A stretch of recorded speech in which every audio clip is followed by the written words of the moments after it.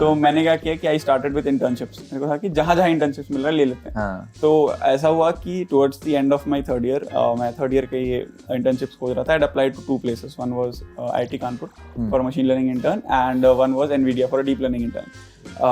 There was no answer from them for 1 month. I was like कि maybe दोनों चले गए, ठीक है। And then on the same day I got offer letters from both the places that you are hired, and the duration was also the same. Still people reach out, मेरे को बहुत ज़्यादा मैसेज आते हैं कि Adobe में interview है, क्या है। मैंने कहा भाई नहीं पता मेरे को। I have come through a very different process, and I'm pretty certain Adobe का जो भी इंटरव्यू वाली चीज़ें हों, Rephrase का interview was a lot tougher than any other MNC that can exist. And उस पे there were more people other than the deep tech team who were there, and prerequisites में he had written prerequisites JEE level maths. Okay. Surface level पे मत रहो, ठीक है।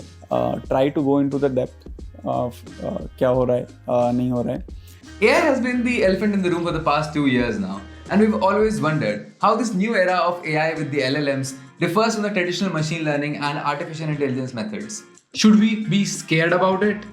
To know all these answers, we wanted someone who actually built these AI models from scratch. So we sat down with Ishan, who works on generative AI at Adobe, to get his perspectives on how this new LLMs and stuff are going to change the generation of developers, and should we be even scared about it or not. We also discussed how AI helps achieve unexpected results at scale and his opinions of people just building AI wrappers. This is Ishan on Breaking Prompts Season 1. Cool. Hi Ishan. Hello. Hello. बढ़िया यार, everything's good. कैसा चल रहा है week? Amazing so far. Hosted a dope meetup last night Yeah. with over 100 people. Amazing energy. कैसा लगा जब तुमने 500 लोग के उसमें 400 लोग को रिजेक्शन भेज दिया? बहुत बुरा लगा।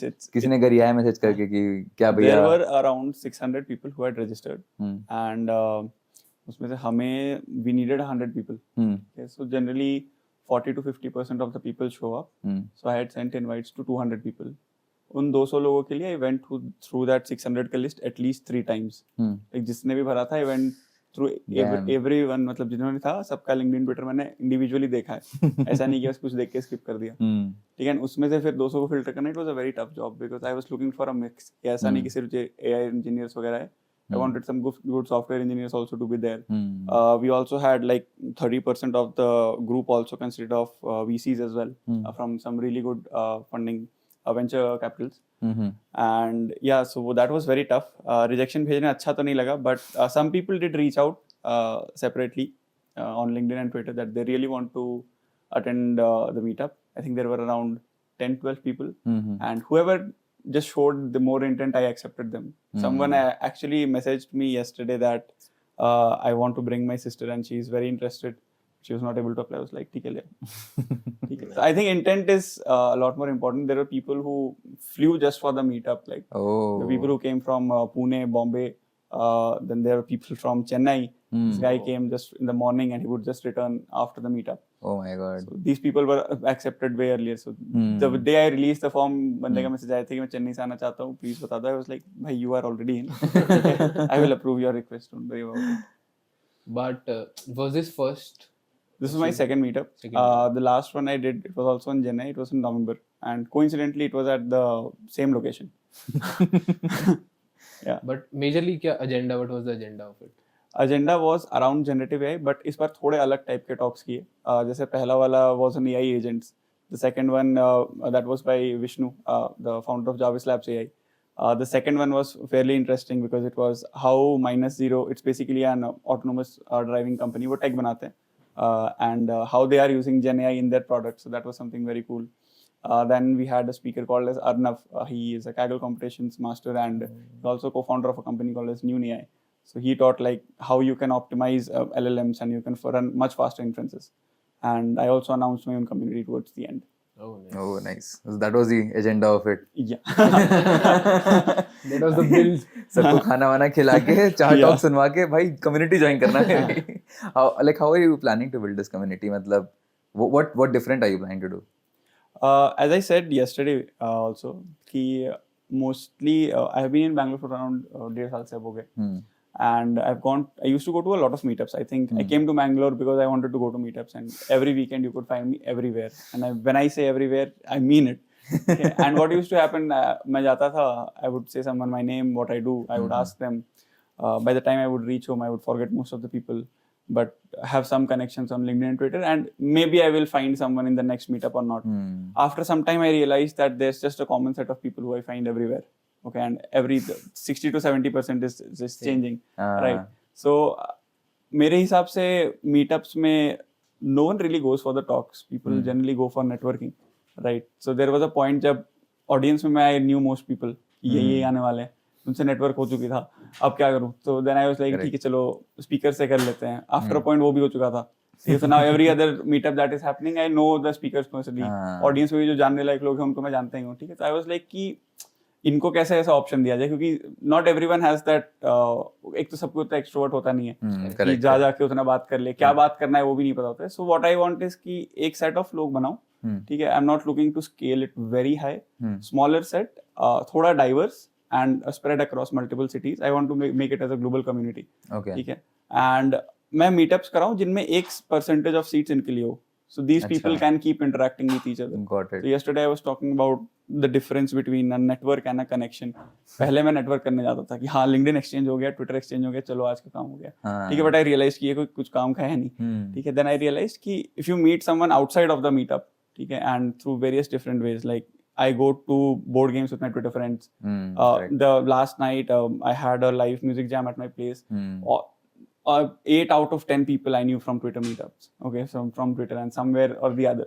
You know, so you build those kind of connections and it pays you back sometime. I'm not expecting like मेरे को नहीं पता जैसे I'm doing it podcast, right? I don't have anything particularly to gain from you today. But हो सकता है someday I might need something or someday you might need something. Yeah. Correct. And these things become very important and directly or indirectly it helps you. Because I just want that kind of an ecosystem for a bunch of people. Correct. And ऐसे बहुत और सारी चीजें हैं कि किस तरह के मीटअप्स होंगे, नहीं होंगे. One of them is already being planned, which will be in I think September first week. There's someone on LinkedIn, I won't reveal his name, he has over 150,000 followers on LinkedIn. He reached out to me, wants to do a panel discussion. Okay. So he'll be flying down from Bombay to here. And we have some really good speakers already thought of. So ये already चल रहा है. So we're like ठीक है ये wrap up करते हैं. Then let's plan about that. So that will also happen in Bangalore. यार ये तो रहता है ऐसे, जितने भी मतलब मीटर्स वगैरह में मैं गया हूँ वहाँ पे भी सिमिलर ही माइंडसेट रहता है कहीं ना कहीं कि मिल गए और किसी ने अपना वो प्रोफाइल शेयर कर दिया, कुछ बता दिया, but eventually like you don't build a connection. अभी तुम सेकंड टाइम से बात भी शायद ना ही करो, मतलब ट्विटर पे कनेक्ट हो जाओगे, लिंक्डइन में कनेक्ट हो जाओगे, but you will never message them directly कि हाँ फर्स्ट भाई. मैसेज होता है. स्टिल वो हेजिटेशन होगी कि हाँ, क्या होता ही कैसे है. मैसेज करूं, Yeah. क्या I think meetups में जाने के एक पता है बहुत बड़ा एडवांटेज मुझे ये हुआ कि now I can talk to anyone. And when I say anyone, मतलब टेक्स्ट से होना भी नहीं चाहिए. It's like I meet someone on the road. ठीक है, I met a guy at a cafe once, and I think he was one of your ex-colleagues. He was just sitting there watching something, eating food. I was there alone. I just went up and said hi. पता चला कि okay, both of us are interested in riding bikes. We became friends. Now we do rides together. Correct. Okay, so that wasn't really possible for me. I used to be an extrovert, but not this, that I can like talk to any stranger and make them friends. Talking is a very different thing. Correct. But bringing someone in your life is very different. That is something I have like realized over time, and that is fun. I think that's the thing in Bangalore कि यहाँ पे दोस्ती करना is very easy. That is also a skill, to be honest. It's not just कि मतलब you can anyone can just go ahead and do that. It builds over time. Probably like जब तुमने start किया होगा तो तुम ऐसे नहीं बोल पाते होगे. मुझे पता नहीं था कि I used to be like अच्छा network, he is working, so I can only be connected as a professionally. I realized कि you have a better advantage when you know people personally. And because फिर ऐसा नहीं होगा ना कि तुम सिर्फ काम के लिए क्यों इतना कनेक्शन बनाने, मतलब to be honest लाइफ में इतने लोग भी काम नहीं आते हैं जितने, but if you make good friends you never know of the kind of opportunities that you get. And it's always good to know people. Everyone has a good story and it's always good to know people. Awesome, man. Awesome. Nice. So we'll just give a brief to everyone, like what do you do and where do you work, so if you want to introduce. Sure. So as of now, I work as a machine learning engineer too in the generative AI team of Adobe. Apart from that, I have 2 freelance contracts with startups in the US. One is called as Lightning AI, and the other one is called as Lance TV. And I also represent Jarvis Labs AI as their global brand ambassador. Oh, that's nice. ये सब moonlighting में count नहीं होता है? So when I was joining Adobe, I had declared everything that this is what I do, this is the kind of income that I'm getting, and I had shared all the contracts with them as well. अच्छा. So like full transparency. So I had like discussions with their legal team for about 3 months. that you can do this, you can't do that, and finally it came to a conclusion that whatever I was doing was legit, and none of these companies are competitors of Adobe in any form, and all of this I am doing on weekends and on my time, so that they are not concerned about it. Got it, So like I have written permissions for all of it, and like even I took some extra permissions कि YouTube कर सकते हैं, cohorts I can run यार cohorts. इतना हो रहा है तो थोड़ा और बढ़ा के बात ही कर cohorts, लेते मतलब because that took like a lot of time, you know, वही 3 तीन महीने लग in गए those तो 3 months I did not do anything, like November to Jan, but once I had the permissions then I continued. अब मालिक इतना खर्चा हो ही गया है, एक चिप्स वो एक चिप्स का पैकेट तो दे ही सकते हैं. ऐसा ही कुछ था. So everything that was in my mind that I have to do in the next like 1 or 2 years मैंने सब डाल दिया था उसमें, and everything got approved eventually. That's nice. So how long you have been doing machine learning? I started in my second year. Okay. So I had done C++ in my 11th, 12th. I had a good hand at that. Did some good amount of data structures algorithms back then itself. First year में मैंने बस पता करने का try किया कि यार ये CS, मेरा कॉलेज बहुत नॉर्मल सा था. It's भारतीय विद्यापीठ यूनिवर्सिटी पुणे में, ठीक है. तो वहाँ पे इतना ज़्यादा एक्सपोजर वगैरह करके कुछ था नहीं, एलमनाई बोल के कुछ एग्जिस्ट नहीं करता था. The university used to be very good a couple of years back, and the alumni was doing very well, but I think after a couple of years उतना अच्छा कुछ रहा नहीं था. तो I was just spending a lot of time understanding कि यार ये CS में अलग अलग चीज़ें होती क्या है, ठीक है. जैसे ये सॉफ्टवेयर इंजीनियर एक्चुअली क्या करता है, मतलब ठीक है ये तो C++ एक प्रॉब्लम देख रहे सॉल्व कर दिया, एक्चुअली ये थोड़ी कर रहा होगा, मतलब करता क्या है, फ्रंट एंड में एग्जैक्टली क्या करना होता है, बैक एंड में क्या होता है. मैंने UI UX साइड भी देखा कि अच्छा उस तरह की क्या चीज़ें होती हैं. So I just would try to find people from different backgrounds, and मैं उनसे बातें करता था एग्जैक्टली समझने के लिए करते क्या हो. And that is how second year में I landed talking to someone who was like really doing well at Amazon. सो ऐसे आप Amazon टाइप की कंपनी में आप होते हो ना, तो आपको प्रमोशन में क्या है 1.5 साल 2 साल लगते हैं. She got promoted every 6-7 months. So I'll show you her profile क्योंकि that was impeccable. Currently she is leading one of the teams in the US. And उनसे बात करी, and she gave me the first introduction to machine learning. उसके पहले मतलब थोड़ा बहुत पता था बट बहुत ज्यादा नहीं. She gave me an introduction कि यार Amazon में किस तरह के प्रॉब्लम्स को सॉल्व कर रहे हैं. And then I was like ये थोड़ा सा मैजिक जैसे लग रहा है, मतलब ये प्रेडिक्ट कर सकते हो, ठीक है, मतलब ये कैलकुलेट नहीं कर रहा है लेकिन प्रेडिक्ट कर सकता है मॉडल, एंड इतनी एक्यूरेसी के साथ कि इतने लार्ज स्केल पे चल रहा है. That is when I got interested into it. तो वहां से वो जर्नी स्टार्ट हुई. सेकंड ईयर पे एक IIT रोपर में कुछ टाइम के लिए काम करा था. उसके बाद थर्ड ईयर तो पूरा मैंने बस पास किया है हैकाथॉन्स में कम्पीट करने में. आई think that was one of the best decisions I took, because उससे लर्निंग बहुत एक्सीलरेट हो गई.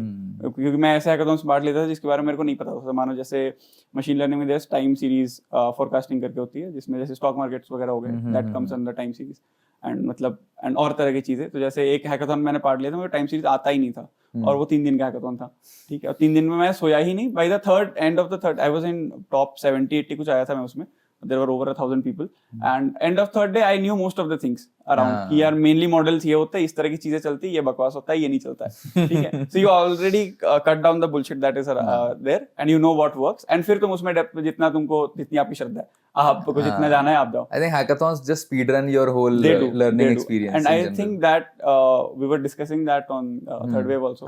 कि I am very fast when it comes to development as an engineer. That comes from my hackathon experience, because I am used to that. Like if you give me something and ये product बनाना है, ऐसे बनाना है, तो मेरा दिमाग ही वैसे चलता है कि इसको ऐसे 2 दिन में खत्म कर सकते हैं तो कर देते हैं. I won't push it for like 5 days. और हैकाथॉन वाले कोड और प्रोडक्शन वाले कोड में डिफरेंस नहीं होता है, मतलब ऐसे नहीं होता है, मतलब ऑफ कोर्स क्वालिटी का तो बहुत डिफरेंस होता है, क्योंकि हैकाथॉन में तो mostly you are waiting for a demo. हां दैट इज, इसलिए उसमें 2 दिन लग रहे हैं इधर. बट आई एम समवन जो कोड क्वालिटी पे बहुत ज्यादा ध्यान देता है, कोड डॉक्यूमेंट करने में बहुत ज्यादा ध्यान देता है. And if you go through my code, तुम्हें कोड पढ़ने की जरूरत नहीं पड़ेगी. You can just read the doc strings and you will understand कि कोड क्या करता है, क्या इनपुट है, क्या आउटपुट है, क्या होना चाहिए, चाहे छोटे से छोटा फंक्शन. एंड इंडेंटेशन बहुत इंपॉर्टेंट है, ठीक है. एंड ये सारी चीजें जो है ये हमेशा मैं ध्यान रखता हूँ. How did you build this skill? From the start, programming तो आती थी, ठीक है. हाँ, उसके बाद सेकेंड ईयर में I took 2 courses from NPTEL. एक उनमें से NLP पे था, तो बेसिक्स वहाँ पे सीखे. उसमें थोड़ा अच्छा स्कोर था बोल के पहले इंटर्न लगी थी IIT रोपर में. उसको मैं लिंक्डइन पे डालता नहीं हूँ क्योंकि उसका कोई सर्टिफिकेट ऐसा कुछ है नहीं मेरे पास, तो फिर मैंने बाद में हटा दिया था उसे. I think mostly it was through hackathons, and because मेरा हैकाथॉन्स में रैंक्स अच्छे आने लगे थे, I was scoring. I think analytics Vidhya और मशीन हैक पे वो कोविड का टाइम था, तो जैसे वीकली हैकाथॉन्स चलते रहते थे. I was looking for something short only, ठीक है. तो उसमें आई was scoring ranks around 10-15 global hackathons होते थे वो, ठीक है. और वो इंडिविजुअल कर रहा था मैं. तो उससे क्या हुआ कि someone invited to me a group WhatsApp group, इसमें 15-20 लोग थे और जो हैकाथॉन्स में रेगुलरली कम्पीट करते थे वो टॉप 10 में ही आ रहे होते थे। तो उनसे डिस्कशंस कर करके फिर वो बहुत अच्छा सर्कल बन गया। वो बस 15-20 लोग थे हम लोग जो कम्पीट करते थे रेगुलरली, एंड वी विल मतलब post every hackathon we will share our solutions with each other and we will discuss कि अच्छा इसमें ये किया, इसमें ये किया। तो वो वाला जो अपसॉल्विंग थी दैट हेल्प्ड अ लॉट। उसके अलावा I used to read a lot of books. Coursera पे जितने कोर्सेज हमने सब कर रखे थे, तो थ्योरी उधर से स्ट्रांग होते जा रही थी, like in parallel, and books पढ़ रहा था, वो इन पैरेलल चल रहा था, एंड एक साइड पे ये इम्प्लीमेंट करते जा रहा था। सो आई वाज नेवर लाइक कि ठीक है पढ़ ही लेते हैं पूरा फिर इम्प्लीमेंट करेंगे, वो उसमें नहीं फंसना चाहिए क्योंकि वो कभी खत्म नहीं होगा। हाँ मतलब इट्स एन एंडलेस प्रोसेस भाई, learning is a life long thing, ऐसे नहीं कर सकते हो कि एंड तुम देन बस आई केम टू कैगल पे कंपटीशन में एक किया था, उसमें I won a medal, but Kaggle takes a lot of time and it takes a lot of resources. Correct. मेरे पास टाइम बहुत था, रिसोर्स था नहीं उतना, ठीक है। एंड उसके लिए फिर अलग टाइप की गाइडेंस चाहिए थी, but I wanted to learn like more industry wise. तो मैंने क्या किया कि आई स्टार्टेड विद इंटर्नशिप्स। मेरे को था कि जहाँ जहाँ इंटर्नशिप्स मिल रहा है ले लेते हैं। तो ऐसा हुआ कि towards the end of my third year, मैं थर्ड ईयर के ये इंटर्नशिप्स खोज रहा था। I applied to 2 places. One was IIT Kanpur for a machine learning intern, and one was NVIDIA for a deep learning intern. There was no answer from them for 1 month. So I was like कि maybe दोनों चले गए, ठीक है। And then on the same day I got offer letters from both the places that you are hired, and the duration was also the same. ठीक है, 3 months intern. Then I was like कि अब क्या करें, dilemma में आ गया भाई। आपसे बात कर रहे थे क्या? अब I was like ये क्या चल रहा है, मेरे को लगा दोनों चले गए, मैं कुछ और प्लान कर रहा था कि कुछ फ्रीलांस टाइप का कुछ कर लेते हैं, एंड दोनों ही बहुत अच्छी अपॉर्चुनिटीज थी। So I spoke to both the places कि is it possible that I can do both of them at the same time. तो दे वर लाइक अगर काम खत्म कर लोगे तो दैट्स फाइन, ठीक है। तो आई वाज लाइक ठीक है, let's do it. And I also had my college back then. तो हमारे कॉलेज में ये नहीं होता था कि 3 महीने इंटर्न के लिए छुट्टी देंगे, वो 15 दिन दिया था हमें। क्या होता है 15 पुणे यूनिवर्सिटी में, मतलब पुणे यूनिवर्सिटी के अंदर आई थिंक जो कॉलेज आते हैं वहां पे इतना नहीं, हमारा ऑटोनोमस था बट वहां पे भी नहीं देते थे। मतलब जनरली आई थिंक 45 डेज का होता था, बट वो रेगुलर सिस्टम में कोविड की वजह से एवरीथिंग हैड बीन डिलेड, तो उस टाइम पे वो टाइम भी नहीं था हमारे पास, ठीक है। बट ठीक है, ऑनलाइन क्लासेस थे तो मैनेज हो जाती है चीजें। तो वो चला, वो काफी अच्छा चला। एनवीडिया से like I built very good relations with the director of Nvidia, still connected to him, and we keep talking. मतलब बात बीच में हुई भी थी that I was going to take a position at Nvidia, but फिर ठीक है, I got something else paying better.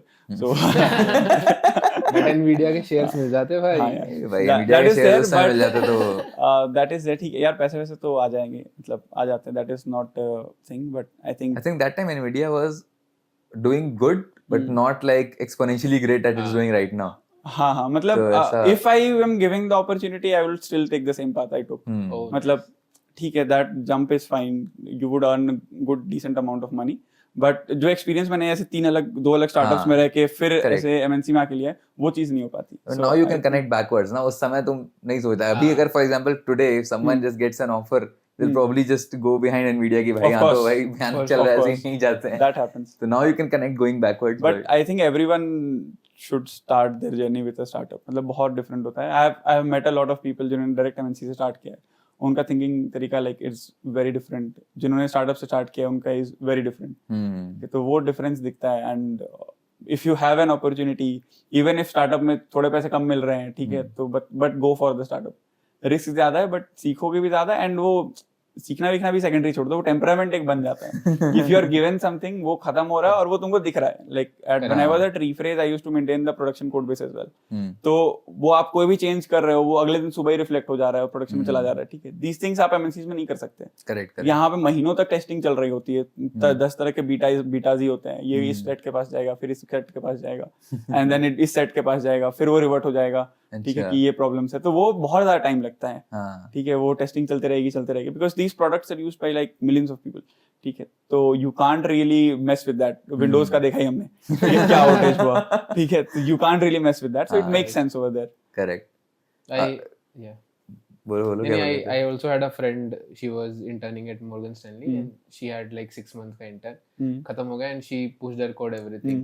Now she joined back after a year, तब जाके उसका कोड लाइव हुआ। Oh my god। होता ही है, यही होता है भाई साहब, यहाँ पे मैं हफ्ते के लिए से भी रो देता हूँ कि यार भाई 1 हफ्ता भी लग रहा है यार, कल ही चला जाना चाहिए, हर दिन डिप्लॉयमेंट करो। सही है। यहाँ पे it's different. Yeah, but you had a very interesting timeline how you ended up at Adobe, right? Do you want to share that journey, how you started as you mentioned you started as in startups, right? and then you moved on to other startup, and then you eventually gave them. So how the whole story looks like? I told you towards the end of third year I did these 2 internships, IIT Kanpur and NVIDIA. NVIDIA वाला खत्म होने के बाद someone from Weights and Biases approached me. They had a position for a dev expert, again a freelance contract. That if I would be interested in that, so I was like ठीक है अभी कुछ कर नहीं रहे, we can do this. And they were paying well also. So I was up for it. तो वो चला. Luckily that happened that I wrote a technical blog for them. So like 2 series. It was optimization of models. And then randomly a startup happened to reach out to me on Twitter. I still remember the message. They had written that we have noticed your profile. We are from the founder's office and we would like to have you for an interview. So I checked their profile. It was looking decent. It was a metaverse company, and at that time, metaverse in the boom. So I was like, "ठीक है, metaverse में यही क्या चल रहा है? I think if I go here, I can understand that." And the team also looked good. A bunch of people were from IITs. The founder himself was from an IIT. So I was like, "ठीक है, this will be a good place to work." Interviews हुए. I liked the people, and I got hired. I still remember they asked me to join at the beginning of I think Jan or something. I had some exams. Everything was delayed. So something which was supposed to happen in November was happening in January. So I joined them on 15th of Feb. Worked with them for about 11 and a half months. Last year, January, I switched. I went to a startup called as Rephrase AI. Rephrase AI, if you don't know, just go to YouTube and search for SRK Cadbury ad and you will know what we did. It was not a deep fake. We have a different technology before anyone starts commenting. And yeah, worked with them for about 8 months. And this time, so I have never really worked anywhere for about a year. Okay. The first startup 15 दिन पहले छोड़ दिया था 1 साल होने के. तो तुम्हारे करियर का माइलस्टोन वो होगा जब तुम 1 साल हिट कर लोगे Adobe में. ठीक है, Rephrase में आया. Rephrase में तो काफी उम्मीद थी कि यहाँ पे 1 साल हो जाएगा, बट वो नहीं हो पाया. 7-8 महीने कंपनी एक्वायर हो गई. लास्ट ईयर नवंबर में I reach to Adobe. Still people reach out. मेरे को बहुत ज़्यादा मैसेज आते हैं कि Adobe में इंटरव्यू है, क्या है. मैंने कहा भाई नहीं पता मेरे को. I have come through a very different process and I am pretty certain Adobe का जो भी इंटरव्यू वाली चीज़ें हो, Rephrase का interview was a lot tougher than any other MNC that can exist. ठीक है, it was like really really tough. I think as a startup, to be honest, your interviews when you're starting out should be tough. मतलब तुम easy नहीं कर सकते. उसका reason है भाई तुम ऐसी कंपनी मतलब कंपनी बना रहे हो यार तुम. It's probably you want people who are already like killer at their game. Yeah, somewhere. the guy who took my interview at Rephrase, he was one of the co-founders. He was J Advance rank 5. Okay, and half of the team was from IIT Bombay, top 50 rankers, like computer science people, and other were also from computer science from like good IITs. So I think by the time when I had gone, I was the only one who was not from an IIT and making it to the team. As far as I remember. I mean, it's more about I think pulling how much weight you can pull in at a company, and when you are like having a very small like cart which you're pulling, then you need people who are like strong to pull that through top of the hill. उसके बाद फिर तुम चाहे smooth चलाते रहो, कोई दिक्कत नहीं है. like intern hire करो, जो करना है करो. Starting में I think even YC I think says कि like your first hire or first 100 hires should be like very carefully. Yeah, the deep tech team was hardly 10-12 people, and it's still the same number. Like if one person goes, one would come, but ऐसा नहीं है कि बहुत बड़ी team बना दी. Total team में ही 35-40 लोग थे. 10-12 लोग डीप टेक में, 10-15 लोग सॉफ्टवेयर में. But it was very handpicked, each and every one. So at Rephrase, when you were there, you were like doing mostly like you're building models, optimizing models, like. Yeah. What was your day-to-day job? मतलब so initially the first project which I worked on, again, so we had this lip sync technology that I could record a couple of minutes of video of yours, and we could also clone your lip sync as well as your audio. Correct. So after that, you just give me the text, okay, and I could generate a digital video of yours in the exact, very accurate lip sync and in your voice. We were at a point where even within the company, it was very difficult to determine that if this is a real video or a fake video. And I know this because we also worked with a bunch of influencers, Bollywood celebrities, in cricket teams. Even we had some international celebrities as far as I remember. And I was like, wow, this is getting too real. Some videos I would generate and it would be like, which one was the real one? But I still exactly know because I've been doing it for a long time and knew I could still differentiate. If you give it to anyone who is not into this, he won't be able to differentiate. So initially I built there was some work which was developed around one of these models. So when I am shooting you, so there is a particular time frame for which I need to shoot you. Now, since we were shooting celebrities, record karna. Right. Yes, record karna, not shoot.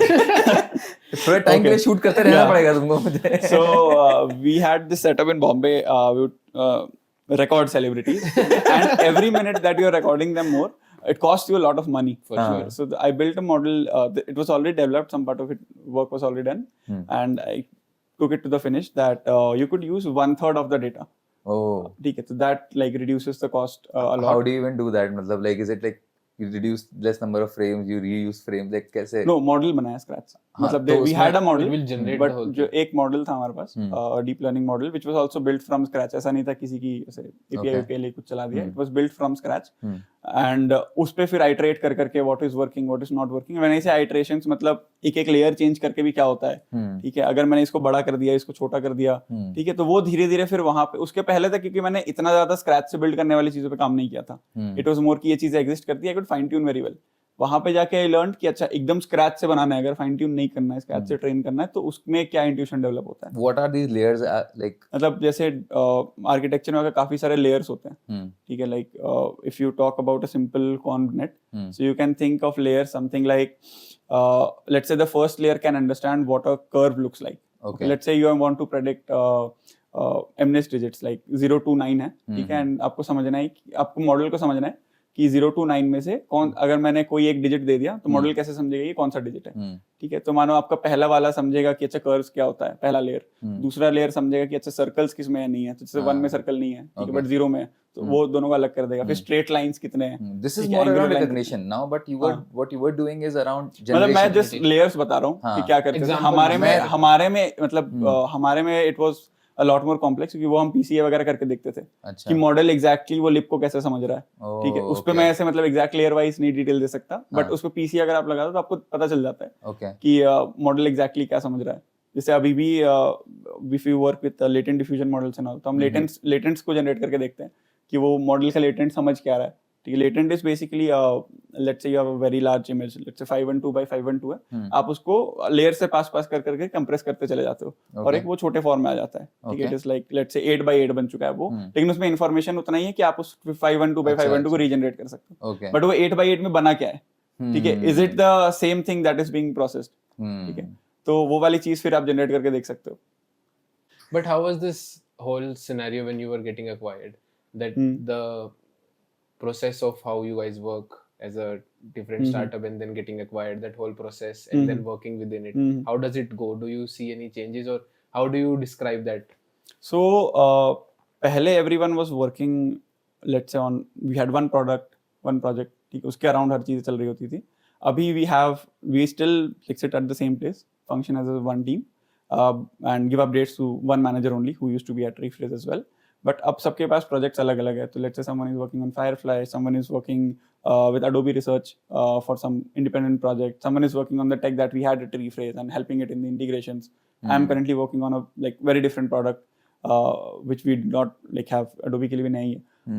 So ठीक है, तो ये ऐसे बढ़ गया है, but we still like discuss ideas with each other. एक ही जगह पे हम बैठते हैं and we have like ऐसे stand-ups वगैरह होते हैं and किसके में क्या चल रहा है. So everyone has context of what the other person is doing, and जो पहले भी हुआ करता था. And yeah, it has changed a little, मतलब it has to. It has its pros and cons, but it's a lot similar.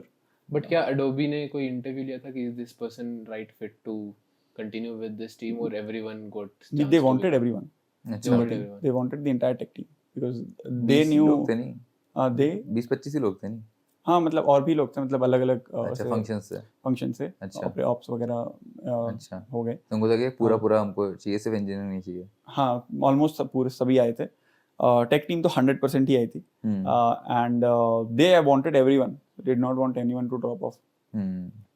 Think वो you are telling about like कि before I cut you off on कि parameters इतने ही हैं, तो you saying कि वो चीज हमको you need to understand what is going behind that. Like how would you even discover that thing कि मतलब अभी कोई LLM बन गया, for example मैं जैसे GPT-4o यूज कर रहा हूँ, GPT-4o mini का API यूज कर रहा हूँ, but I am limited to that knowledge ना, जितना कि OpenAI ने disclose किया है कि नहीं, I am not talking about that particular model, क्योंकि वो तो अब OpenAI जितना बताएगी उतना ही पता हो सकता है, but इन सब मॉडल्स के पीछे जो फाउंडेशन है, जो ट्रांसफॉर्मर्स का है, वो क्लियर होना चाहिए. वो that is out there, ठीक है. If I give you the architecture, will you be able to write the code for it? ठीक है, हेल्प ले लो, थोड़ा कोपायलट वगैरह का हेल्प ले लो, but can you write the code for it? तभी तुमको समझ में आएगा कि तुम एग्जैक्टली वो समझ भी पा रहे हो या नहीं. It's like if I give you, अपन पहले मैथ्स कैसे करते थे जब स्कूल में थे, तो you solve a bunch of problems and then examples वगैरह देख के कैसे ऐसे solve होता है, then you try to solve some on your own, तब समझ में आती है अच्छा ये समझ में आया ये नहीं आया, ठीक है. If you are just using the wrappers, it's like you are reading those problems and solve करने में भी आप वो solution की help ले ले रहे हो, ठीक है. अगर आप मैथ्स के problems पढ़ रहे हो and आपने solve नहीं किया है सीखते वक्त, you can never actually solve real problems. It's not like literature, you have to go more hands on. ठीक है, तो you have to go, फिर वो surface level पे ही रह जाओगे. ठीक है. अभी भी Adobe में मेरा काम ऐसे change होता रहता है. Sometimes I'm like reading research papers for an entire month. ऐसे एक टॉपिक था हमारे पास, उस पर सर्वे करनी थी. I would have gone through like 30-35 research papers in even I think a week और 2. ठीक है, बहुत ज़्यादा टाइम लगाया था उस पर. एंड कभी कभी होता है it's a lot more engineering heavy. I like doing engineering stuff also a lot because I know I am like मेरी यूएसपी है वो, I can do things fast. ठीक है, and yeah that's good. So that keeps changing and I like that change as well, क्योंकि एक तरह काम करने से वो थोड़ा मोनोटोनस हो जाता है. And if you are only in research, लोग ML में लोग आते हैं, दे आर लाइक रिसर्च करना है, but a lot of people don't really know कि रिसर्च में एक्चुअल होता किस तरह की चीज है. इट मे बी दैट आप 2 साल किसी चीज पे काम कर रहे हो, वो कहीं नहीं जा रहा है. ठीक है, बट अगर आप डेवलपमेंट वाले में ML में इंजीनियरिंग में हो तो इट्स श्योरिटी ज्यादा होती है कि आपने काम किया वो चला ही जाएगा. ठीक है, तो are people ready to for that कि आप 2 साल की चीज पे काम करो एंड वो कहीं ना जाए, it just stays there in a repo. बंद हो जाए उसके बाद कुछ नहीं भाई, कंपनी स्क्रैप कर दे कि भाई ये तो इस पे इन्वेस्ट नहीं करना है, बात ही खत्म. तो वो होता ही है. ठीक है, तो I think but it is very important कि आप समझो. आई डोंट एक्सपेक्ट पीपल कि उनको हर चीज की नॉलेज हो. ठीक है, ये कुछ लोगों का होता है कि अरे तुमको इसके बारे में नहीं पता या तुम्हें इसके बारे में नहीं पता. It is not required. ये टॉक्सिसिटी भी है, लाइक ये होता है, बट आई एम लाइक कि if you are working on this thing, you know everything around it. That is what I would expect. जैसे हमने डिफ्यूजन पे पढ़ना स्टार्ट किया था, the entire team, I think November और दिसंबर पे, and we used to have weekly talks on it and went very deep into the maths. ठीक है, मतलब that was I remember this guy I was telling you about who took my interview at Rephrase. उन्होंने ऐसे teams meeting set करी थी and उस पे there were more people other than the deep tech team who were there, and prerequisites में he had written prerequisites JEE level maths. Yeah, and it was very deep. The kind of depth that we had in the concepts, but it was fun. मतलब it was very heavy to take, but वो सही था. And because of जितनी भी चीजें सीखी, I went to Vietnam a couple of months ago, I think in April, and I gave a talk on diffusion models and on an international platform. Vietnam में? हाँ. Okay. It was I was speaker at FOSS Asia, and it was very well received. Like I think mine was one of the talks जिसमें से पूरा house full था, the entire room was filled. And उसको फिर काफी अलग तरीके से मैंने explain किया था. कि इंट्यूशन ज्यादा दे पाओ. I always focus on giving intuition more than just putting in formulas या डिफाइन कर देने का, क्योंकि वो तो यूट्यूब पे है ही. आई हैव ऑलवेज से लास्ट टाइम भी जो नवंबर में I did a meetup, I gave a talk on transformers. In that also I focused a lot on the intuition behind it, कि यार इसके बाद अगर ये लेयर जा रहा है तो एक्चुअली में हो क्या रहा है. ठीक है, can you understand that. Numbers में तो समझा ही दूंगा, वो तो है ही. ठीक है, but why is it happening, क्यों हो रहा है ऐसा. that becomes very important. People also connect with that more than like अभी तुम जाके फॉर्मूला पढ़ाने को लगे लेक्चर देने आ गया, तो that happens. जनता ही सो गई. And उस पे एनर्जी बहुत ज्यादा लगती है. I am generally very drained after any talk which I am giving, because there is a lot of effort that is being put for that like 30-40 minutes में उतनी चीजें समझा पाने में. And any like अभी you are passionate about doing that, that's why you're putting like so much effort and work into it. So anything of that sort would drain you out. So as you mentioned कि कोई जानता नहीं है क्या करना है, सबको बस चाहिए GenAI यूज करो और प्रोडक्ट बना लो. But does that annoy you sometimes? सब आके अपने आप को AI ML इंजीनियर बोल देते हैं. यार देखो, they don't know the basic. अरे मैंने रैपर से यूज करके बना दिया एंड मैं AI इंजीनियर. देखो, उसमें भी एक लेवल ऑफ स्किल चाहिए रैपर से भी अच्छा बना पाने में. तभी वो डिफरेंशिएटर बन रहा है प्रोडक्ट्स में, कि आप वो भी कितने अच्छे से यूज कर पा रहे हो. जैसे there is a guy in our team, he writes really good prompts. ठीक है, तो आप सेम मॉडल उसको स्टेबल डिफ्यूजन को उठा के दे दो and you give any random guy की मॉडल से इसमें बस प्रॉम्प्ट डालो और एक इमेज जनरेट करो. उसके images will be a lot better than anyone else. ठीक है, तो उधर भी एक स्किल है. इट इज नॉट कि ऐसे ही वो चल रहा है, वो स्किल भी लोग डेवलप कर रहे हैं. एंड तो पहले मेरे को लगता था ये कि ऐसा है कि पता नहीं है, इनको पता नहीं है. ठीक है, ये सीख क्यों नहीं रहे हैं. ठीक है, ये इतना इंपॉर्टेंट है, क्योंकि हम लोग रिफ्रेश में रहने के बाद से वो आदत बन गई है कि चीज़ों के डेप्थ में जाने की. ठीक है, अगर कुछ बताओगे तो मेरे को जानना है ये कैसे चल रहा है, क्यों चल रहा है, इसमें ये बदल दिया तो क्या हो जाएगा. ठीक है, अब कोई आके मेरे को सिर्फ डेफिनेशन बता के जा रहा है, तो फिर मतलब वो लेवल ऑफ थिंकिंग ही बहुत अलग हो गई थी. लेटर आई रियलाइज कि मैंने जब इस तरह की चीज़ें ट्राई करी, मैंने भी एक बार थोड़ा एक्सपेरिमेंट्स वगैरह करा था इसके अराउंड, रियली अच्छा इस पे एक डिफरेंट लेवल ऑफ स्किल्स है जो चाहिए होता है. एंड उसमें भी कुछ ही लोग हैं जो अच्छे हैं. तो that is fine, but I still feel कि अगर आप एक फील्ड में हो, उसके फाउंडेशन, उसके बेसिक स्ट्रांग होना बहुत इंपॉर्टेंट है if you really want to like have a very good differentiator. Otherwise products तो मतलब बना ही लोगे.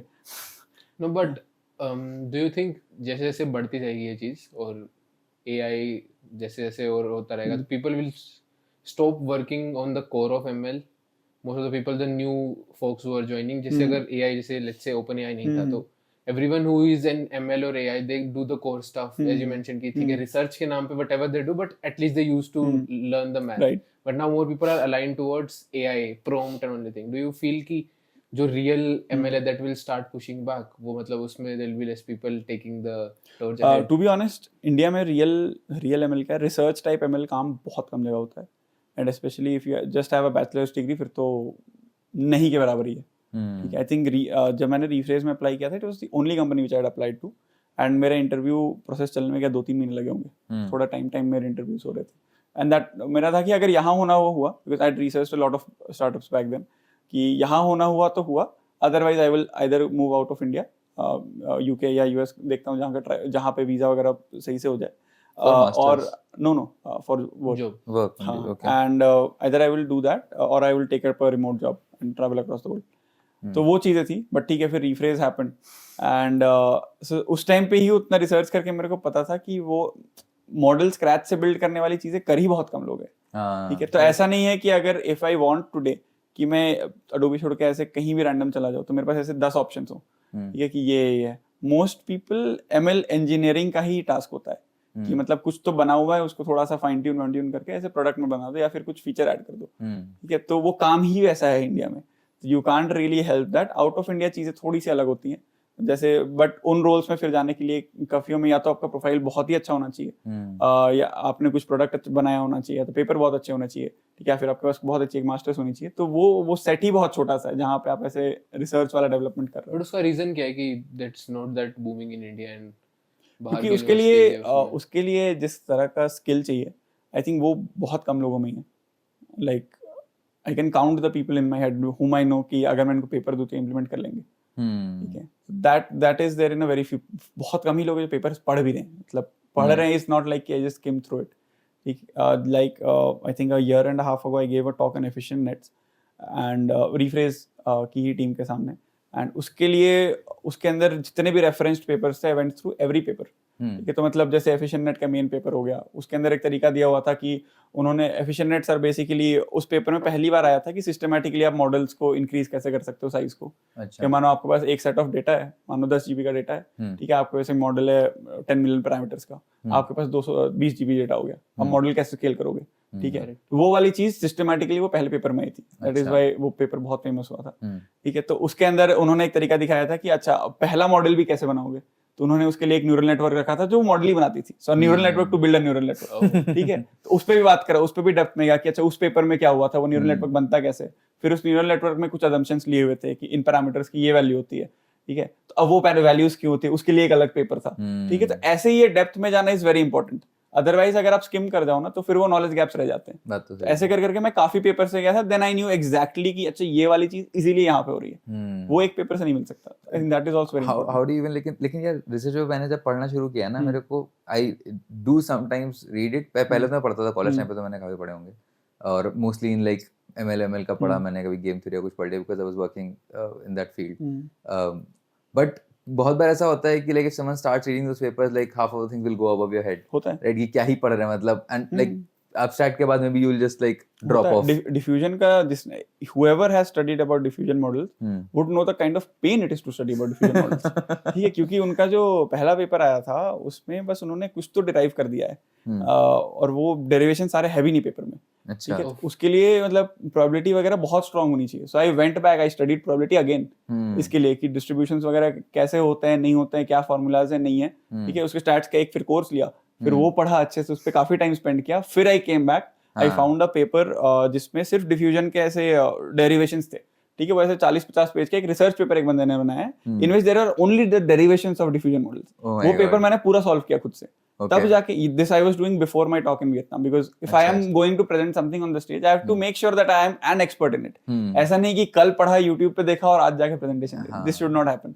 ठीक है, तो it took a lot of time and a lot of effort, but it was worth it. After a point चीजें start making sense. ठीक है, तो वो चीज तो होती है. But you have to get through that initial barrier of वो है. break, like मेरे केस में ये फायदा था कि people around me were very good at math. ठीक है, तो आपको कोई भी डाउट हो, किसी भी लेवल का डाउट हो, people are also very helpful. ठीक है, तो वो हेल्प कर देते थे. मतलब आपको ऐसे बैठ के किसी का 1 घंटा भी लेना ना दिन में, तो दे will be up for it. ठीक है, तो ऐसा नहीं है कि ऐसे शेड्यूल करने में बहुत मेहनत है ऐसा कुछ. You can just randomly go to anyone in my team in the office and say can you help me understand this. They will be happy to do that. उसमें 1 घंटा लेके 1.5 घंटा लेके नहीं फर्क पड़ता. ठीक है, they will help you out. तो उससे बहुत ज्यादा हेल्प हो रही थी. प्लस हम लोग वीकली सेमिनार्स करते ही थे ऑन डिफ्यूजन मॉडल्स, उस पे अलग अलग चीजों पे, तो वो बहुत मैथ हेवी होता था. तो उसमें भी कुछ डाउट्स हो पूछ लो. तो मतलब you are saying like at Rephrase you guys used to have like internal paper का presentation and all so that. we had something called as deep tech seminars every Thursday. Okay. Where तो ऐसे होता था कि हर week किसी एक की responsibility है टू प्रेजेंट समथिंग. एंड वो एक ट्यूटोरियल जैसा होता था. किसी ने कोई पेपर प्रेजेंट करना है वो कर सकता है, किसी ने अपने प्रोजेक्ट में कुछ नया खोजा वो कर सकता है.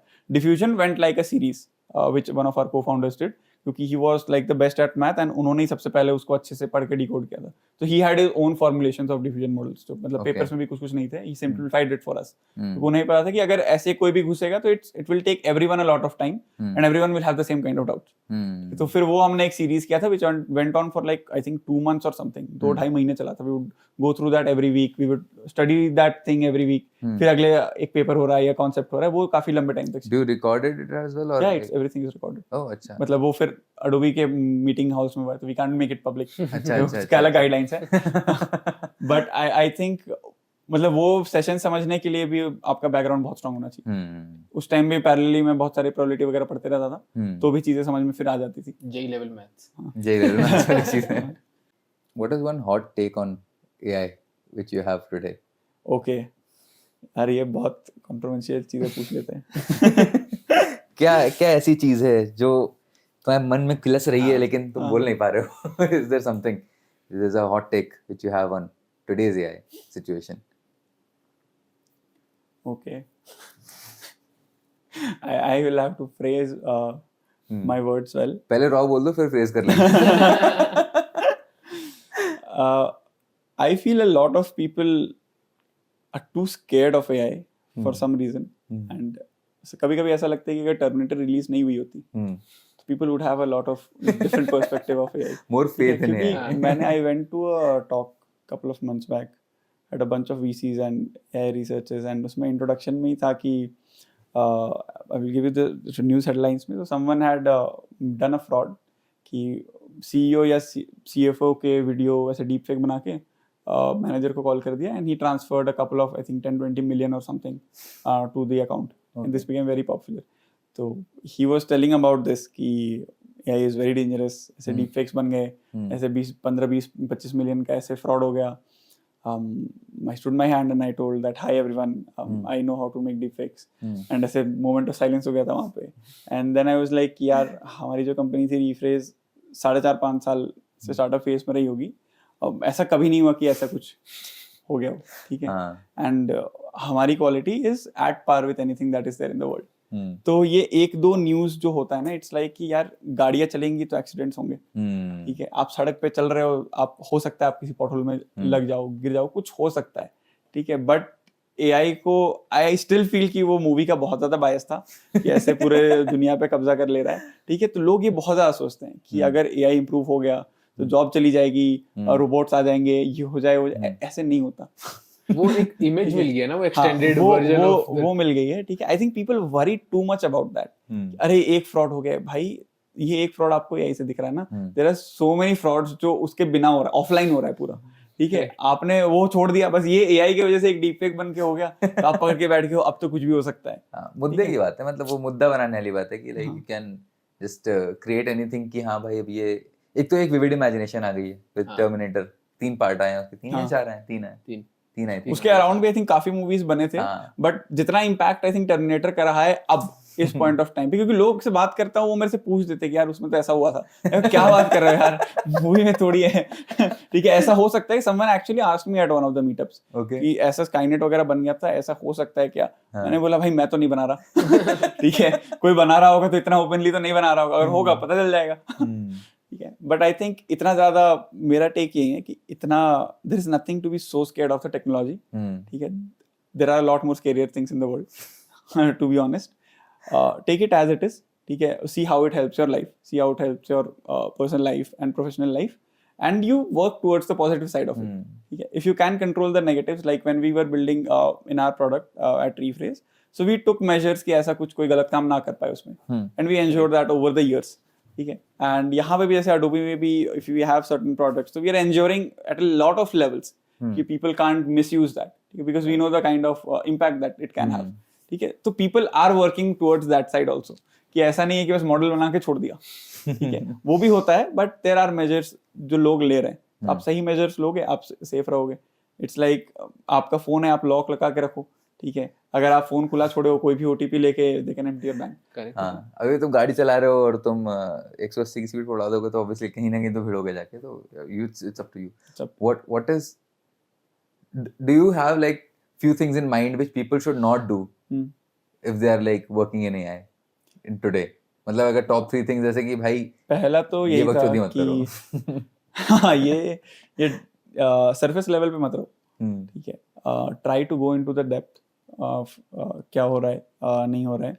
सेकेंडली, रिसर्च पेपर्स मतलब ऐसे मत पढ़ा करो कि अच्छा देख लिया या यूट्यूब पे कुछ देख लिया. Try to go into the depth कि क्या जा रहा है, नहीं जा रहा है. एंड मतलब मेरे लिए तो मेनली यही 2 चीज़ें होंगी. Third would be try to write your own code also.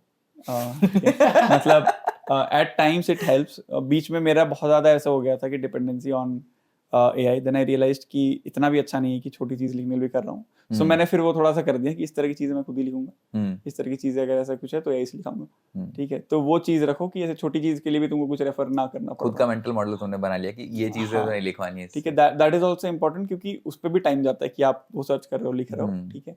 तो वो वाली चीजें, what are those things for example? जैसे मेरे लिए टर्मिनल कमांड्स वो हुआ करते थे. I used to be that good in terminal commands. मेरे को बार बार रेफर करते रहना पड़ता था.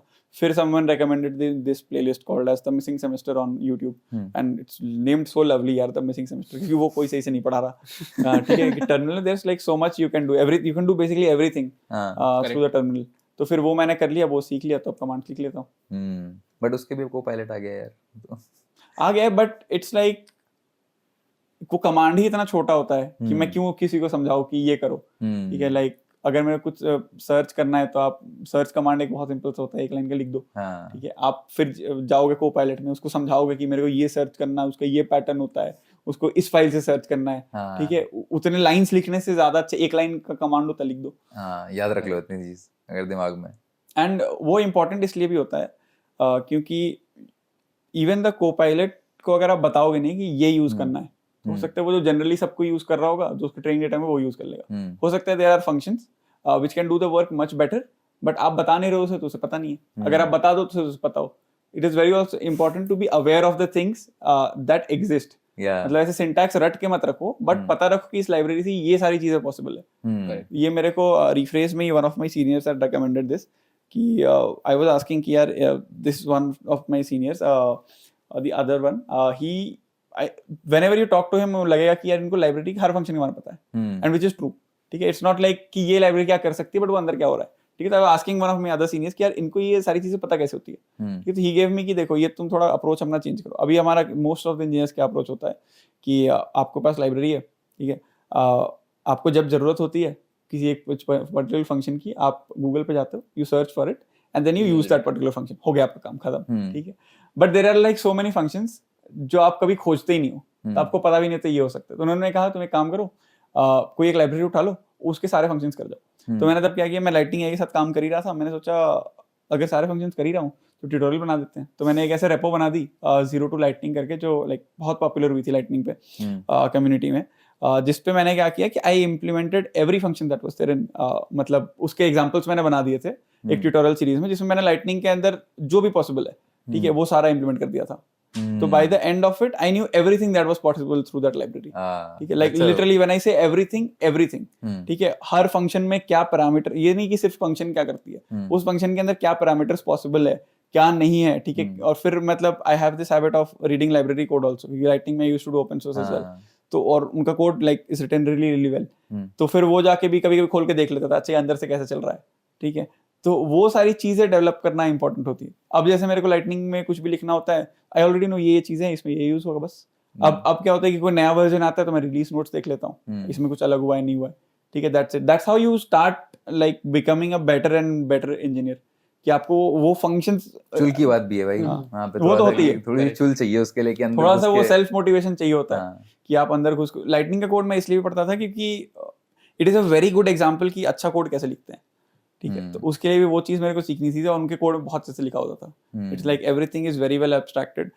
हगिंग फेस का code whereas I found कि उसमें एब्स्ट्रैक्शन काफ़ी ज़्यादा है, it's also much larger code base, वो ट्रांसफॉर्मर्स वगैरह का, एंड उसमें it still might be tougher to figure out things, but if you are going through Lightning का कोड, इट्स वो हैवी लाइब्रेरी कोड, तो there is more engineering to it, ठीक है, तो उसमें ऐसा नहीं है कि मॉडल्स वगैरह की एग्जैक्ट नॉलेज चाहिए होगी आपकी, ठीक है, तो वो आप पढ़ के समझ सकते हो, it's very pretty straight forward. I think मेरा भी कोडिंग का पैटर्न कहीं ना कहीं वहीं से इम्प्रूव हुआ है कि like to read actual code, because the thing which we were working recently, तो उसमें on canvas there's a lot of things you can do, but वो बहुत ही बेस लेवल APIs हैं, कहीं ना कहीं तुमको पढ़ना ही पड़ेगा जाके कि कैसे वो एग्जांपल्स तुम्हारे दिमाग में आएंगे ही कैसे, if you have not seen something, तुम्हें कभी वो रियलाइज नहीं होगा कि ये चीज पॉसिबल है भी या नहीं है। जैसे आप कोई भी मशीन लर्निंग मॉडल ले लो, मान लो वो क्लासिफाई करता है बिटवीन 10 डिफरेंट थिंग्स, ठीक है, मान लो इसी कमरे में जैसे टीवी, लैंप, लाइट्स, ये ऐसे 10 दे दिए, 10,000 इमेजेस दे दिए सबके, और बोल दिया ऐसे ये क्लासिफाई कर बताओ ये क्या है, ठीक है, अब उसमें बीच में तुमने पानी का ग्लास दे दिया, वो क्लासिफाई कर ही नहीं पाएगा, उसे पता ही नहीं इसके साथ मैं क्या करूँ, ठीक है, तो इट इज़ वेरी इंपॉर्टेंट कि तुम्हें पता हो कि अलग अलग चीज़ें क्या है, नहीं है, क्या कर सकते हैं, नहीं कर सकते। आई थिंक वो एक नॉर्मल और एक अच्छे इंजीनियर में बहुत बड़ा डिफरेंस होता है कि एटलीस्ट उसे पता है कि क्या पॉसिबल है, नहीं है, तो उससे आप ये भी फिर जज कर सकते हो कि मतलब ये चीज़ बनाने में कितना टाइम लगेगा, ये चीज़ बनाना कितना एफिशिएंट है, नहीं है, क्या इसका कोई और एफिशिएंट तरीका है, ठीक है, जैसे अगर आप so we use this something called as precision, ठीक है, जैसे जनरली चीज़ें 32 बिट या 62 बिट फ्लोटिंग पॉइंट्स में होती है, उसको कम करने का बहुत सारे तरीके होते हैं, 50 तरह के तरीके हैं, पाइटॉस में 50 तरीके हैं, लाइटनिंग में भी है, हगिंग फेस में भी अपना कुछ बना रखा है, ठीक है, उनमें से कौन सा आपके कोड में सपोर्ट करेगा, नहीं करेगा, मतलब वो क्या करेगा, प्रिसीजन एज इन हर जो नंबर है ना, आप मॉडल्स में हर चीज नंबर्स के साथ कर रहे हो, ठीक है, तो हर नंबर अगर मान लो फ्लोटिंग पॉइंट है, ठीक है, तो वो फ्लोटिंग पॉइंट कितना लंबा रहेगा, ठीक है, एक मतलब बहुत ओवरव्यू में आप ऐसे समझ सकते हो कि कितना डिटेल, जितना ज्यादा वो बड़ा है, कितना ज्यादा बिट्स information, उतना ज्यादा रहेगा। आप चाहो तो उसको थोड़ा कंप्रेस भी कर सकते हो, जैसे मानो 32 बिट कर दिया या 16 बिट ही कर दिया, लोग 8 बिट 4 बिट भी कर देते हैं, ठीक है, तो आप उतना लॉस झेल सकते हो क्या, ठीक है, और उसको कोड में इंटीग्रेट कैसे करना है। लाइटनिंग में तो you can you just have एक पैरामीटर है, उसमें आपने फ्लोटिंग पॉइंट को 16 बिट सेट कर दिया, प्रिसीजन इक्वल टू 16 बिट कर दिया, तो वो कर लेगा अपने आप, ठीक है, बट रॉ पाइटॉस में आप लिख रहे हो तो उसमें फिर अलग अलग तरीके हैं करने के, ठीक है, तो क्या चलेगा नहीं चलेगा, just being aware of whatever is available, ठीक है, अगर मेरे को कोई बहुत बड़ा पाइटॉस का कोड बेस दे दे, उसमें बोले कि आप इसमें प्रिसीजन चेंज कर दो, ठीक है, एंड मेरे को बस एक ही ऑटोमेटिक मिक्स प्रिसीजन करके एक लाइब्रेरी आती है which does the same thing, कि प्रिसीजन अगर आपको 32 64 है तो वो 16 कर सकता है उससे, एंड उसका एडवांटेज होता है कि इन्फ्रेंस वगैरह फास्ट हो जाता है, ट्रेनिंग फास्ट हो जाती है, और काफी सारी ऐसी चीजें, ठीक है, अगर मेरे को सिर्फ वही चीज पता है और वो करने में मौत आ जाएगी, क्योंकि there are a lot of things जो वो हैंडल नहीं कर सकता, कुछ चीजें हैं जो 32 बिट पे ही चलेंगी, ठीक है, कुछ हैं जो 64 पे ही चलेंगी, आप उनको नहीं छेड़ सकते, ठीक है, तो फिर वो हैंडल कैसे करें फिर। लेकिन अगर आपको पता हो कि आप लाइटनिंग यूज कर सकते हो, उसमें मैंने ऊपर के साइड का कोड चेंज किया, मेरे को पता है पाइटॉस को और पाइटॉस लाइटनिंग को कैसे कंबाइन करते हैं, मैंने बस अंदर कुछ छेड़ा ही नहीं, बस बाहर उसको 16 बिट कर दिया, ऑटोमेटिक कर दिया, ठीक है, तो वो अपने आप हैंडल कर लेगा बाकी चीजें, ठीक है, तो कितना टाइम बच गया, ठीक है, मेरा ऑब्जेक्टिव क्या था, उसको 16 बिट करना है, ये नहीं था कि पाइटॉस में ही जाके चेंज करना है, ठीक है, तो you have to play smart also, and you can only play smart जब आपको पता हो कि ये एग्जिस्ट कर रहा है, कि हो भी सकता है कि नहीं हो हाँ, सकता, ठीक है, अगर आपको लाइब्रेरी के बारे में पता ही ना हो कि अच्छा होता होगा कुछ लाइटनिंग, ठीक है, तो आप बैठ के करते रहते हफ्ते भर 10 दिन तक, यहाँ पे चेंज कर रहे हैं, यहाँ कर रहे हैं, यहाँ कर रहे हैं, जैसे बोलते हैं ना कि like you have to do hard work to become a better engineer, this is the fucking hard work you want to do, ठीक है, यही तो हार्ड वर्क है भाई, यही तो डिफरेंस है जो क्रिएट कर देगा तुम्हें, कि अगर तुम्हें कोई भी लाइब्रेरी के बारे में पता है और तुम उसके अंदर डेप्थ में जाके समझ रहे हो कि लाइब्रेरी काम कैसे कर रही है, that like valley which you have to cross, that is the thing which would differentiate you as an engineer. What do you think are traits of a shitty AI engineer today? यार I think क्या नहीं करना है पे जो 3 points बताए, वो तो कर ही रहा है, ठीक है, लाइक जैसे आजकल जैसे हर इंसान, मैं क्यों बोल रहा हूँ ये क्वेश्चन, क्योंकि हर इंसान अपने बायो में आजकल AI इंजीनियर ML इंजीनियर लिख रहा है, ठीक है, what by your definition is a real AI engineer in 2024? true. Because people who are building wrappers are also AI engineers or ML engineers जो भी, and you who was building the actual models behind it, those are also AI engineers, and OpenAI पे जो बैठे हैं वो भी AI engineers हैं कहीं ना कहीं. So how do you like classify those things as in your mind at least? When you give the term engineering ना, तो it's like an umbrella term for everything. Like Rephrase में हमारा title different होता था. Rephrase में my title was deep learning researcher. Okay. तो काम भी वैसे ही होता था. ठीक है.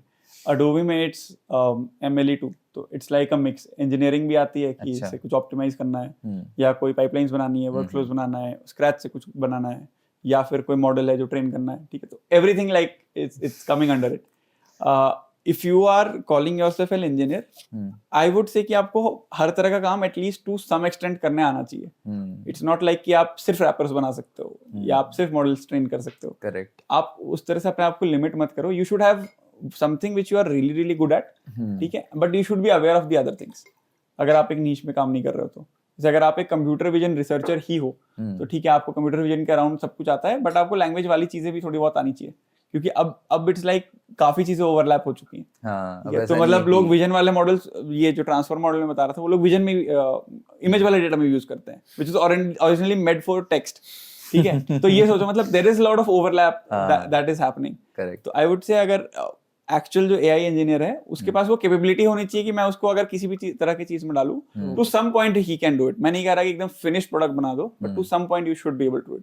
ऐसा नहीं होना चाहिए कि if you are just building wrappers और मैं एक मॉडल बेसिक से ट्रेन करने भी कह रहा हूं तो वो ट्रेन ही ना हो पाए. मतलब उसमें स्किल, क्योंकि वो बहुत इंपॉर्टेंट स्किल है. If you have never trained models तो आपको कभी पता ही नहीं चलेगा कि ये इंप्रूव करूं कैसे मैं. हाँ, मतलब अगर तुम्हें हमेशा सिर्फ रैपर ही रैपर बनाया है तो यू विल नेवर नो. मतलब फिर where will you go next. ठीक है. मानो रैपर बनाने के लिए see you have to see कि जो हार्ड काम है, ठीक है, क्या वो आप कर पा रहे हो या नहीं. नहीं तो आप रिप्लेस होने के चांसेस आपके ज्यादा है. ठीक है. आपकी जॉब जा रही है, मतलब कहीं ना कहीं आपकी यूएसपी क्या है. Like if you ask me like what is the USP of having me in the team, I am very fast when it comes to development. ठीक है. एज एन इंजीनियर तो आपको अगर मैंने को दे दो कि ये चीजें बनानी है, ऐसे ऐसे बनेंगी, मैं 14-15 घंटे लगा के रात भर लगा के सुबह तक खत्म कर दूंगा. ठीक है. मेरा वैसा है. एंड दूसरा कि I write very high quality code. तो उसमें ऐसा होगा कि if anyone else is working with me तो उसको पता होगा अच्छा कमिट्स प्रॉपर लिखे हुए हैं. ठीक है. What is a high quality code according to you? कि कोड बिना, एक तो पहला होता है कि यार डॉक्यूमेंट करना चाहिए लोगों को कोड. ठीक है. वो करते ही नहीं है लोग. अब तो it is so much easier. You just if you have Copilot, ठीक है, तो आप उसमें बस 2 बटन्स दबाओ, डिपेंडिंग ऑन मैक या विंडोज जो भी यूज कर रहे हो. ठीक है. उस पे /doc लिखो, वो डॉक खुद लिख देगा. उतना तो करो. ठीक है. बट डॉक्यूमेंटेशन से मेरा मतलब होता है, ये तो ठीक है, ये तो चलो पढ़ के भी समझ में आ जाएगा. डॉक्यूमेंटेशन से मतलब होता है कि अगर कोई फंक्शन है, ठीक है, एंड वो कोड में बहुत जगह यूज हो रहा है, it is very important that you give me the context for that function. ठीक है. कि अगर वो किसी से रिलेटेड है तो मेरे को पता हो कि ये फंक्शन जो है इसके लिए बना था और इसमें इस तरह की चीजें इसलिए हो रही है. ठीक है. काफी बार लोग फंक्शंस बनाते चले जाते हैं, कुछ भी रैंडम नाम लिख देते हैं एक तो. ठीक है. और आप मेरा आई हैव अ फ्रेंड, ठीक है, so what he did was I was working on a code base and I found this variable called as MILA. I thought शायद इस तरह के आर्किटेक्चर में MILA would stand for something, you know, and then it might be कि उसमें features को we called MILA और something. तो मैं जाके थोड़ा पेपर और पढ़ा कि यार इसमें कुछ ऐसे टर्म मिल रहा है, MILA टाइप कुछ मिला ही नहीं. So I asked him what does MILA stand for? बोलते नहीं that is not MILA. तो मैंने क्या है, बोलते that is मिला. ठीक है. उसको उस फंक्शन में फीचर्स मिल गए तो बंदे ने फंक्शन वेरिएबल का नाम मिला रख दिया. मैंने कहा ये क्या इंग्लिश कोड वैसे भाई. ठीक है. और मैं सोच रहा हूँ ये MILA क्या होता है यार, ये कॉन्सेप्ट तो मैंने कभी नहीं पढ़ा. वहाँ existential मिल नहीं रहा है, गूगल कर रहा हूँ, ये कर रहा हूँ, वो कर रहा हूँ, ठीक है, कुछ नहीं मिल रहा है. डीबग लॉग्स में यहाँ पहुंच गया, तो ये सब चीजें नहीं करनी चाहिए. बट वो ठीक है, एक ही जगह था, वो ऐसे मजे में लिखा हुआ था. बट ये सब चीजें नहीं करनी चाहिए. You should give some thought जब आप वेरिएबल्स को नाम दे रहे हो, नहीं दे रहे हो. जैसे मेरा एक चीज है कि आई am very pro configuration person. तो मैं ऐसे 1000 पैरामीटर्स कोड में नहीं डालता हूँ. आई have a very systematic way of writing configuration files और वही यूज होती है हर जगह. अच्छा. ठीक है. तो आपको अगर आप कोड देख रहे हो ना और आपको एक फंक्शन जिसमें 15 पैरामीटर्स आ रहे हैं, आप खो जाओगे उसमें. ठीक है। अगर आप सिर्फ कॉन्फ़िगरेशन फाइल पढ़ो तो आपको समझ में आएगा अच्छा इस तरह के फंक्शन में इस तरह की चीजें यूज होती हैं, टेक्स्ट के लिए ये यूज हो रहा है, इमेज के लिए ये यूज हो रहा है, तो वो बहुत क्लियर हो जाता है। What is the configuration file मतलब? कॉन्फ़िगरेशन फाइल मतलब जैसे मानो आपका एक फंक्शन है, आपको उसमें 5 पैरामीटर्स पास करना है, ओके, तो उसके कई सारे तरीके हो सकते हैं। एक तो आप कोड में डायरेक्टली वो पैरामीटर्स इक्वल टू करके दे रहे हो, ठीक है, या फिर कॉन्फ़िगरेशन फाइल आप बना सकते हो, एक मानो .yaml फाइल बना दी, ठीक है, उसमें मैंने लिख दिया कि parameter 1, parameter 2, parameter 3, parameter 4, parameter 5, ठीक है, और मैंने कॉन्फ़िगरेशन फाइल एक वेरिएबल में लोड कर दिया कॉन्फ़िग करके, फिर मैं config.parameter1 करूंगा तो आ जाएगा, .parameter2 करूंगा तो आ जाएगा, ठीक है। तो अगर आप सिर्फ फंक्शंस मतलब 3, 4, 5 पैरामीटर्स इज फाइन, बट काफी सारी चीजें ऐसी होती है ना कि अगर आप कॉन्फ़िगरेशन में डाल दो it becomes a lot more clear. मानो आप एक आपके कोड में टेक्स्ट भी है, इमेज भी है, आप 50 तरह के मॉडल्स यूज कर रहे हो, उनके अलग पैरामीटर्स हैं, ठीक है। तो अगर आपको मानो कोई मॉडल फिर से ट्रेन करना है तो आप पैरामीटर खोजते रह जाओगे अंदर, ठीक है, कोड में। अगर कुछ 1000 लाइन का कोड है कि इसका ये पैरामीटर चेंज करेंगे तो क्या होगा, एंड कई बार ये भी होता है ना कि आप कहीं पे कुछ चेंज कर रहे हो, बंदे ने कहीं कुछ हार्ड कोड करके रख दिया होगा, वही चल जाएगा, आपको लगेगा आपने चेंज कर दिया। अगर आप कॉन्फ़िगरेशन में कुछ रख रहे हो, that is a sure shot meaning कि अगर मैं यहाँ पे लर्निंग रेट चेंज कर रहा हूँ तो वो कोड बेस में होगा ही होगा। So we all engineers have one thing in common, and we always ask that everyone the same signature question that we have. Do you have a moment where you broke the prod?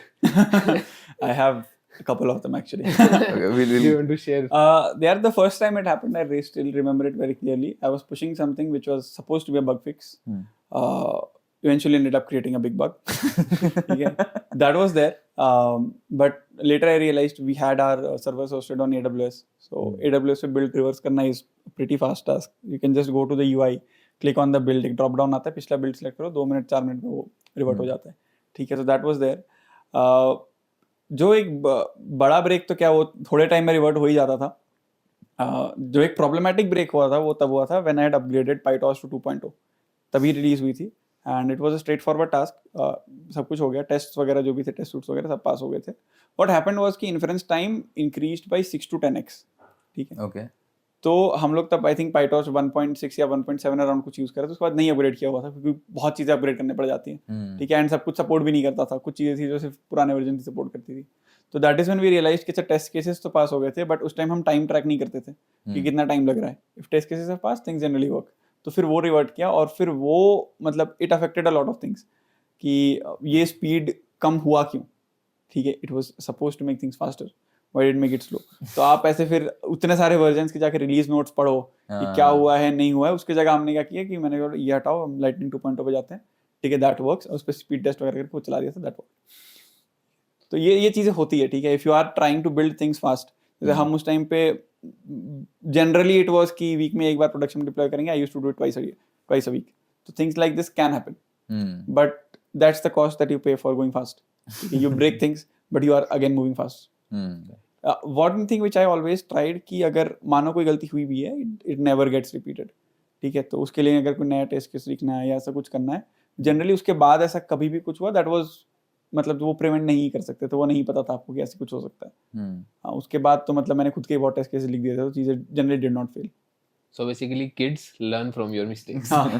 That is very important. अगर मतलब everyone makes mistakes, ठीक है, I do, everyone does, every engineer does, but what is important is कि are you repeating them? अगर आप repeat कर रहे हो फिर आपके साथ काम करना बहुत मुश्किल है, ठीक है, क्योंकि आप सेम गलत चीज़ पुश करते रहोगे, फिर कोई उसको रिवर्ट करते रहेगा, फिर उसको सही करते रहेगा। That is not always possible. कोई मिला ऐसा बंदा जिसके साथ तुमने काम किया हो जो बार-बार एक ही चीज डाले जा रहा है, मिस्टेक? यार ऐसे मतलब आई कोड नो रिव्यूज में तुम देख रहे हो बार-बार साला रिफ्रेश टीम में तो ऐसा कोई नहीं था, मतलब रिफ्रेश टीम में तो everyone was good at what they did. मतलब जनरली लोगों से मिला हूं, भाई 3 महीने इंटरव्यू लेगा तो ऐसे लोग तो नहीं आए होंगे।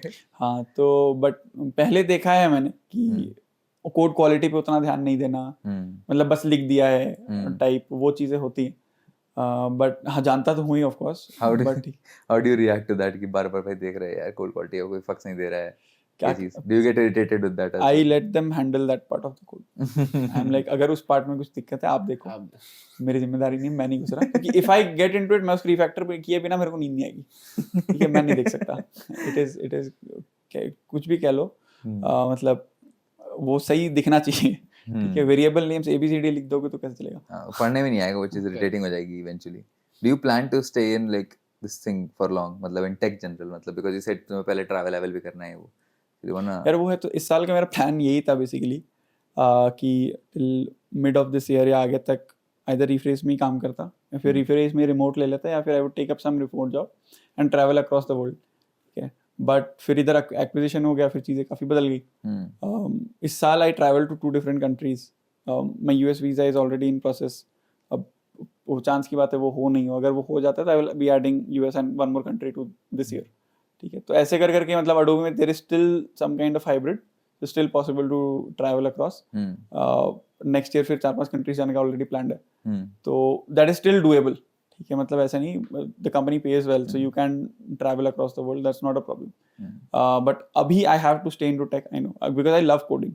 Okay, like you give me a task, if 100% of my task becomes coding, I will be the happiest person. ठीक है, आसपास की चीज़ हटा दो, give me to work in isolation and I will be very happy. Code is more predictable than people. मैं actually ठीक है, because I don't have to rely on anyone or depend on anyone. Dependency आ जाती है तब बहुत problem आती है. ठीक है, आपको पता है आप खुद से कर रहे हो, तो फिर मैं जैसे recently I had to make a POC for something. मैं रात में बैठा 11 बजे के अराउंड, ठीक है, मेरे को पता था I was supposed to make that in a couple of days. ठीक है, मैं रात में 11 बजे बैठा ऐसे लिविंग रूम में, I just put on some movie, पीछे चला दी, सुबह तक खत्म हो गया वो. ठीक है, 7-8 people were working on the similar thing, सबको अपना अपना POC बनाना था. मैंने खत्म करके सुबह डेमो दे दिया कि लो भाई हो गया. ठीक है, एंड पीपल वर सरप्राइज्ड कि ये इतने स्पीड में कैसे बन गया. ठीक है, कुछ तो 2-3 मूवीज चल गई होंगी 4-5-6 घंटे में, तो चल रहा था, मैं बना रहा था, कोड कर रहा था. ठीक है, एंड वो खत्म हो गई. ठीक है, तो ये सारी चीजें हो जाती है, तो थोड़ा सा वो सेल्फ मोटिवेशन वाला फैक्टर तो आई थिंक मैटर करता है. तो कोडिंग इज समथिंग जो मेरे को बहुत पसंद है कि वो करवा लो, वो मेरे को फिर काम नहीं लगता कि अरे यार कोड करना पड़ेगा. I am like oh wow code करना है, चलो आ जाओ. But if you don't do tech then what? Okay, music.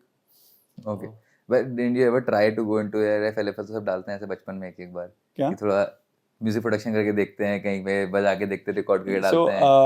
I used to actually, but I did not really go for music competitions or something. I used to go for speeches and debates. So I'm like a national level debater as well. Oh nice. I've like gone to multiple different places in my city, so I had won everything that was possible there. ठीक है, एक time के बाद boring हो गया था वो. But I won across the state. फिर nationals भी कर ही लिया था, ये कॉलेज में था तब. म्यूजिक में आई थिंक बता ही देता हूँ, म्यूजिक में started when I was in my 5th standard. I picked up acoustic guitar back then. By 7th I started playing electric guitar. There was someone in my apartment who used to play and he started teaching me. That happened 8th end तक. I found my own band in the school. 2-3 guitarists. I was the lead guitarist of the band. We had a drummer, we had singers, really good people. 9th में we did our first show in the school. 10th में we again did. फिर 10th से हमने थोड़ा और अलग जगहों पे, ऐसे होटल्स वगैरह में परफॉर्म करते थे. By 11th I also performed at 1 or 2 malls as well. ठीक है, ऐसे जो लाइव क्राउड होता है सामने. ठीक है, तो वो चल ही रहा था पैरेलल में. फिर 12th के अराउंड थोड़ा कम हो गया था एंड कॉलेज में तो I had left music mostly because I was focusing on career build करते पहले, ये होता रहेगा. फिर last year I got this electric guitar I think in November, and उसी टाइम कोइंसिडेंटली अडोबी भी आ गए and Adobe had a music team, so वहाँ पे ऑडिशन दिया. I became their lead guitarist and I did my first live performance I think after 6 years. 2 महीने पहले Adobe का ही एक फेस्ट था, we call that panache. There were hundreds of people in the crowd. ठीक है, very big music team and जैसे 4 guitarist हैं, एक ड्रमर है, वी हैड 10 सिंगर्स, मतलब काफ़ी सारे गाने थे. 12-14 गानों का सेट था. ठीक है, वो आधे घंटे चला. I performed solo on the stage as well, वो भी ऐसे 10-15 मिनट चला. ठीक है, एंड आई मतलब that is when it all came back. ठीक है, this is something which I can consider as an alternate career, because again उसमें भी वो सेल्फ मोटिवेशन वाली चीज़ आती है कि मैं ऐसे 10 बजे रात में गिटार लेके बैठता हूँ, सुबह हो गई पता ही नहीं चला, लिटरली नहीं पता चलता. ठीक है, and just therapy. It is आप सेम गाना भी 50 बार बजाओ, बहुत मजा आते हैं. ठीक है, एंड मेरे अपार्टमेंट में like so I play electric and I have a big amp with myself and somehow there is no problem for noise because my neighbour also plays a guitar. Okay, so it's like you can play as loud as you want, so that's not a problem. I started. I also know the basics of keyboard. I can play a little bit of ukulele as well. It's a lot easier than guitar, to be honest. And yeah, I recently started learning drums. I think I did put some covers on LinkedIn and Twitter. Did you get drums at your place? Or? Not yet. I am actually changing my house so that I can. I'm getting a bigger place. Okay. So that I can buy. But we have a drum kit at our Adobe office. We have a music room there, so I practice it. That's generally enough. Because there we have an acoustic kit. I can't keep an acoustic kit at my home. That's too loud. Okay. So anyways, now we are moving, like next week we are moving houses. The first thing that we have planned is to soundproof the entire house. So like I'm ordering the studio sponges and all. I'll put that across my entire room. There's like no sound going in and out. So kind of necessary. Yeah. Bangalore at least. But that's there. I think that is something which started picking up recently. क्योंकि guitar में ज़्यादातर चीज़ जो कर सकते थे वो कर ली थी. ठीक है. And now I started with this live show. I also started writing my own music. ठीक है. Writing my own guitar solos. पहले लगता था शायद नहीं हो सकता. अब I know कि I can. तो उस पर थोड़ा focus कर रहा हूँ. But I want to learn as many instruments as possible. Fucking nice, bro. Cool. So would love to see listen you live someday on drums at least. Definitely. और guitar तो सुनता रहता हूँ. I want like I've never seen any friend like play drums live, so na go ahead and do that. So would be cool. Cool. Thank you. That's all what we have Thank for you today. so much. तुम्हारा Lovely गला talking चला to you. गया भाई. इसको पानी पिलाओ भाई. And that's all for this episode. Thanks a lot for making it till the end. We release new episodes every Thursday at 9, so if you found this one interesting, please drop a like on this video and make sure you subscribe to our channel so you don't miss out on the next one.